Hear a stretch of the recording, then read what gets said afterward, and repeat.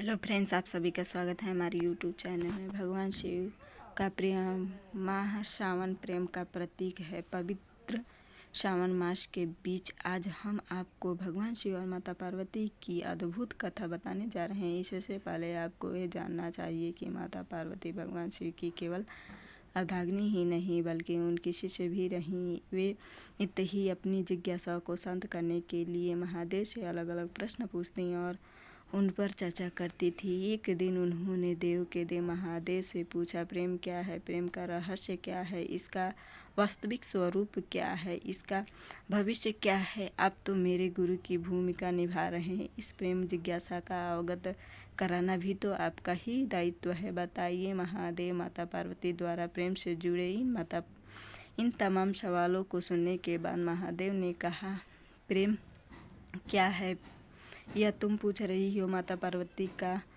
प्रेम का रहस्य क्या है? प्रेम का स्वरूप सत्य तो है कि प्रेम के अनेकों रूपों को तुमने ही उजागर किया है। माता पार्वती, तुमसे ही प्रेम की अनेकों अद्भुति तिथि हुई है। तुम्हारे प्रश्न में ही तुम्हारा उत्तर निहित है। भगवान शिव की बातें सुनकर माता पार्वती ने कहा, क्या इन विभिन्न अनुभूतियों की अभिव्यक्ति संभव है? भगवान शिव बोले, सती के रूप में जब तुम अपने प्राण त्याग कर दूर चली गई, मेरा जीवन, मेरा संसार, मेरा दायित्व सब निरर्थक और निराधार हो गया। मेरे नेत्रों से आंसुओं की धाराएं बहने लगी। महादेव बोले, अपने से दूर कर तुमने मुझसे दूर कर दिया। माता पार्वती, यही तो प्रेम है। तुम्हारे अभाव में मेरे अधूरेपन की अति से इस सृष्टि का अपूर्ण हो जाना, यही प्रेम है। तुम्हारे और मेरे पुनः मिलन हेतु इस समस्त ब्रह्मांड का हर संभव प्रयास करना, हर असंभव षड्यंत्र रचना, इसका कारण हमारा असीम प्रेम ही तो है। तुम्हारा पार्वती के रूप में पुनः जन्म लेकर मेरे एकाकीपन और मुझे मेरे वैराग्य से बाहर निकलने पर विवश करना और मेरा विवश हो जाना प्रेम ही तो है। भगवान शिव ने माता पार्वती से कहा, जब अन्नपूर्णा के रूप में मेरा क्षुब्बा को बिना प्रतिधन के शांत करती हो या कामाख्या के रूप में मेरी कामना करती हो, तो वह प्रेम ही अनुभूति की है।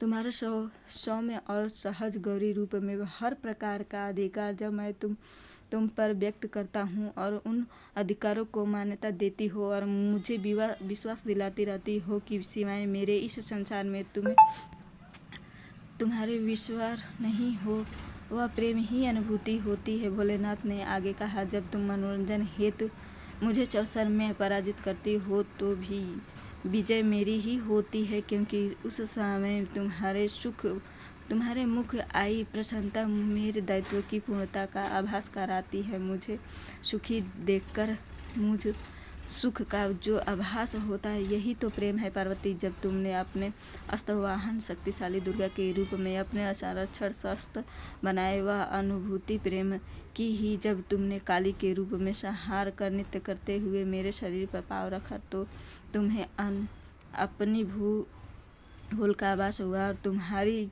जिज्ञासा भगवान भोले, जब तुम अपना सौंदर्य रूप, ललिता रूप में अति भयंकर भौरवी रूप भी है उसका दर्शन देती हो, और जब मैं तुम्हारे अति भाग्यशाली मंगला रूप को ही उग्र चंडी का रूप भी है उसका अनुभव कराता हूँ, जब मैं बिना किसी प्रयत्न तुम्हारे पूर्णता देखता हूँ, तो अनुभव कराता हूँ कि मैं सत्य देखने में समक्ष हूँ, जब तुम मुझे अपने संपूर्ण रूपों के दर्शन देती हो और मुझे आभास कराती हो कि मैं तुम्हारा विश्वास पात्र हूँ, इस तरह तुम मेरे लिए दर्पण कर जाती हो। मुझे झांककर स्वयं को देख पाती हो कि मैं कौन हूँ। तुम दर्शन से साक्षात कराती हो और आनंदित हो भरे उठान और नटकाराज कहलाता है, यही प्रेम है। जब तुम बार बार स्वयं को मेरे प्रति समर्पित मुझे आभास कराती हो कि